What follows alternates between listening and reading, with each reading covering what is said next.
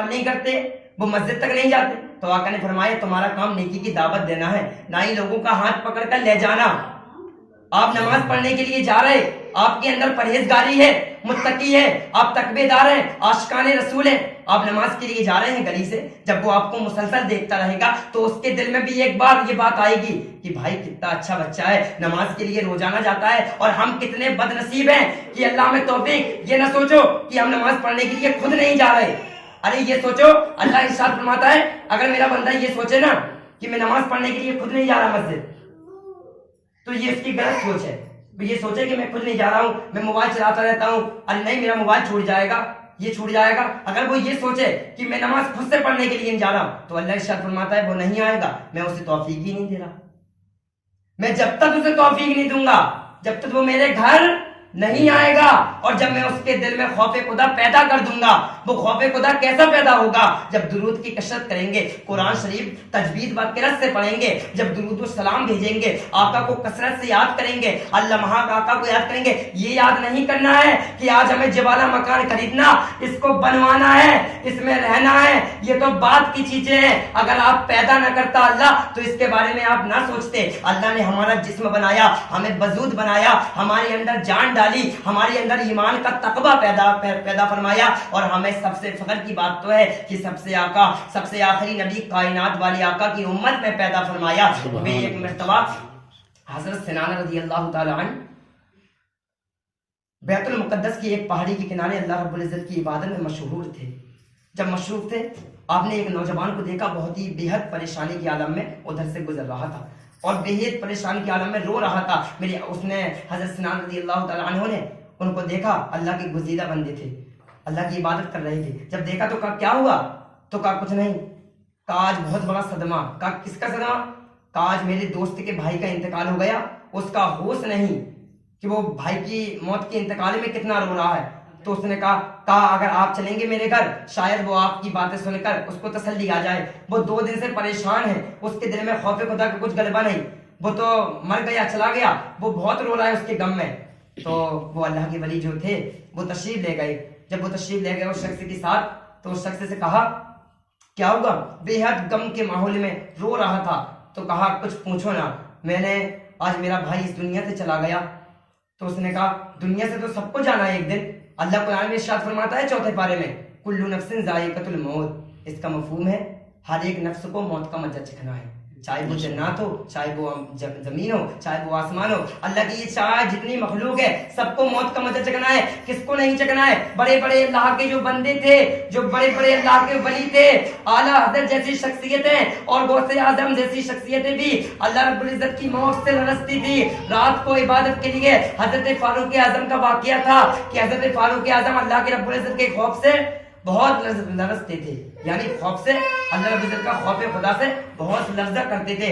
اور یہ عشرۂ مبشرہ، عشرۂ مبشرہ کس کو کہتے ہیں؟ یہ فارسی لفظ ہے۔ عشرۂ مبشرہ کہتے ہیں کہ اللہ رب العزت نے جسے دنیا ہی میں جنت کی بشارت دے دی، یعنی وہ دنیا ہی میں رہ کر جنت کی بشارت دے دی، یعنی وہ جنتی ہو گئے۔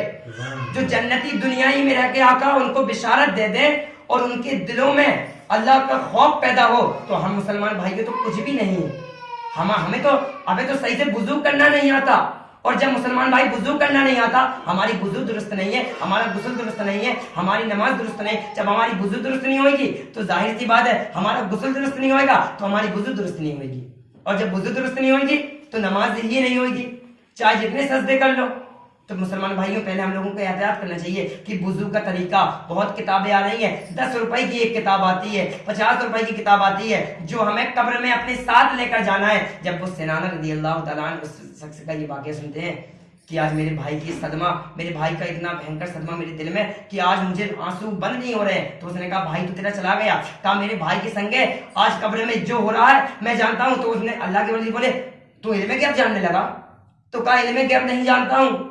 کہا جب میں نے اپنے بھائی کو دفن کرا، میں اپنے بھائی کو قبر میں رکھ دیا، تدفین و تجبید کے بعد، تدفین کہتے ہیں کفن پہنانے کو، یہ اردو لفظ ہے، تدفین کفن پہنانے کو، جب تدفین میں نے کر لی، اس کو جنازے پہ رکھ دیا، جنازے کے گبارے پر رکھ دیا، اس کو قبر تک لے جانے لگا، قبر میں اتار دیا، سارے لوگ وہاں سے چلے گئے، میں ادھر اکیلا کھڑا رہا، میں نے دفنا دیا بھائی کو۔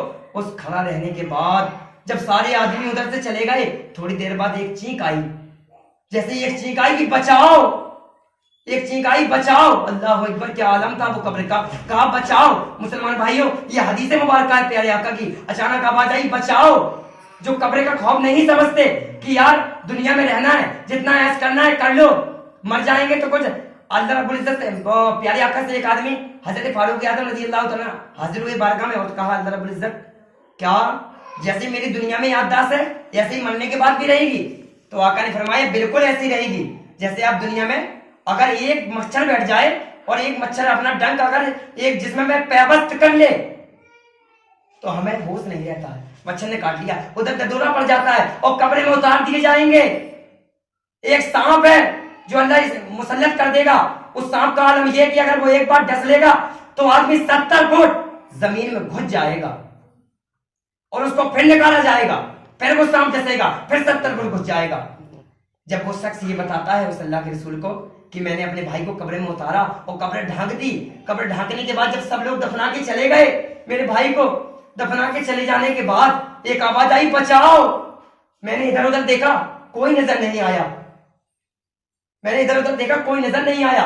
मैं फिर जाने लगा, फिर आवाज आई बचाओ। तो मैंने कान लगाया, कब्र से आवाज आई बचाओ। इतनी खतरनाक आवाज थी, उसका दिल दहल गया कि बचाओ। वो अल्लाह के रसूल उसकी बातें सुन रहे हैं और वो बता रहा है कि एक आवाज आई बचाओ। तो उन्होंने कहा, मैंने कान लगाया तो मैंने कहा मेरा भाई तड़प रहा है, मेरे भाई की संग अजाब हो रहा है।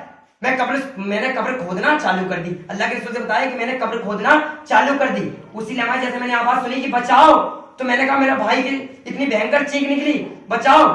तो उसने उधर ही बैठ गया और जैसे ही कब्र खोदने का उसने पूरा टारगेट प्लान बना लिया। तो अल्लाह की एक आवाज आई, ये बंदे क्या करता है तू? अल्लाह रब्बुल इज्जत के राजों में से ये एक राज है, कब्र मत खोल, ये अल्लाह के राजों में से एक राज है, इसको मत खोल। उसने ये आवाज सुनी तो लहर गया, दर्द गया है। अल्लाह की रब्बुल इज्जत की ये आवाज सुनी, जब उसने एक गैबदी आवाज आई और खौफ खुदा से लरज गया तो कब्र खोदने से बाज आ गया, वापस जाने लगा। जैसे ही थोड़ी दूर पहुंचा फिर आवाज आई बचाओ। फिर कब्र के पास पहुंचा, फिर कब्र खोदने लगा। जैसे ही कब्र खोद ही रहा था फिर आवाज आई गैबदी कि बंदे ये अल्लाह के राजों में से एक राज है, इसे मत खोलिए। तो उसने फिर बाज आ गया, फिर वो उधर से जाने लगा। जैसे जा रहा था फिर एक चीख आई बचाओ। जैसे ही वो आवाज आई तो कहा मैं किसी की नहीं सुनूंगा, अब कब्र खोद के ही रहूंगा। कब्र खोदने के लिए बैठ गया, पूरी कब्र खोद दी। मेरे मुसलमान भाइयों, ये नजारा था जब उसने कब्र खोद डाली। कब्र खोदने के बाद क्या देखता है कि मेरा भाई की कब्र में आग के शोले भरे हुए हैं और मेरा भाई, अल्लाह अकबर, अल्लाह रब्बुल इज्जत की जहन्नम की आग से हम लोगों को बचाए। जहन्नम की आग तो दूर की बात, उस कब्र में आग के बड़े बड़े शोले भरे हुए हैं। जब उसने ये देखा और मेरा भाई जंजीरों से, बेड़ियों से बंधा हुआ, डरा हुआ है, तो उसने कहा मैं अपने भाई को बेड़ियों से बचाऊंगा। जब उसने अपना हाथ उस कब्र में डालना चाहा, जैसे ही उस कब्र में हाथ डाल दिया तो उसके हाथ जाने से पहले उसके हाथ की सारी उंगलियां चली गई। उसने हाथ कब्र में डाला, उसके हाथ की सारी उंगलियां चली गई। जब उसने ये बयान पूरा अल्लाह के वली को इरशाद फरमाया, अल्लाह के बंदे को इरशाद फरमाया, तो मेरे आका में अल्लाह के सुबह बोले साहब इकराम कि ये अल्लाह का राज है, कोई नहीं समझ पाया, कब्र के अजाब को कोई नहीं समझ पाया। मुसलमान ये कह रहा है कि मेरे साथ अजाब नहीं होगा। अल्लाह रब्बुल इज्जत अगर कब्र में, चलो हम इधर खड़े होकर तकरीर कर रहे हैं, आज कोई नसीहती पैगाम दे रहे, हमें मालूम नहीं मौत कब आएगी, ना ही हम पढ़कर आए हैं, ना ही हमें बताया गया है कि मौत कब आ जाएगी। आप इधर बैठे हैं, कब पता मौत आ जाए। हमारी जिंदगी जो माला है ना, जो टूट जाए, हमें कुछ खबर नहीं। मुसलमान भाइयों, अल्लाह इरशाद फरमाता है कि जितनी नेकी करना है दुनिया में कर लो, कयामत में सोचोगे करने की तो दरवाजा बंद हो जाएगा। ये कयामत की निशानी है, ये कयामत की निशानी है। यही दुनिया है, यहीं पे नमाज का अमल करना है, अल्लाह को राजी भी करना है, अपना काम भी करना है। अल्लाह ये नहीं कहता कि मेरी इबादत करो तो काम छोड़ दो। 10 मिनट अल्लाह रब्बुल इज्जत की इबादत में लगना है। अगर आपको एक कोई कोतवाली आपके इधर का थाने का कोई बुलाए तो आप सच समझ के चले जाएंगे। आप टाई पहन के, आप कोट पैंट पहन के, आप अपने शरीर का हुलिया चेंज करके उसके पास चले जाएंगे। कहीं वो हमें ऐसी हालत में देखे तो टोक न दे, ये ना कह दे कि तुम्हारे पास कपड़े करें। अगर आजान की आवाज आ गई मस्जिद से 5 مرتبہ اللہ سدا دیتا ہے, اس نے تو 1 مرتبہ بلایا, آپ دوڑتے چلے گئے, وہ 5 وقت بلا رہا ہے, حی علی الصلاۃ و حی علی الفلاح. مسلمان بھائیوں آئیے نماز پڑھیے, مگر کچھ ہے نہیں. خوف خدا یعنی گناہوں کی تاہیں جم چکی ہیں, دل کالا ہو گیا ہے, دل مردہ ہو گیا ہے, دل میں اب دین کی کوئی بات اثر نہیں کرتی. اگر بھائی کوئی پروگرام ہو ادھر بھی نہیں جانا ہے, اگر ہم جائیں گے کوئی مولانا کہہ دے کہ نماز پڑھنا تو کیسے پڑھیں گے بھائی؟ 10 منٹ لگنا. آپ نے تو یہ پیٹ پیچھے کہہ دیا, پر اللہ نے سن لیا, دیکھ لیا, اپنی ڈائری میں لکھ لیا. جب بروز قیامت وہ عمل کھولا جائے گا تو اللہ ارشاد فرمائے گا, ادھر مولانا صاحب تقریر کرنے آئے تھے, تم کیوں نہیں گیا؟ نماز کی فکر تھی کہ میں نماز کے لیے, وہ کہیں گے مجھے نماز پڑھنی ہوگی. ارے بھائی 15 منٹ نماز میں لگنا ہے, نماز پڑھیں گے, اللہ کی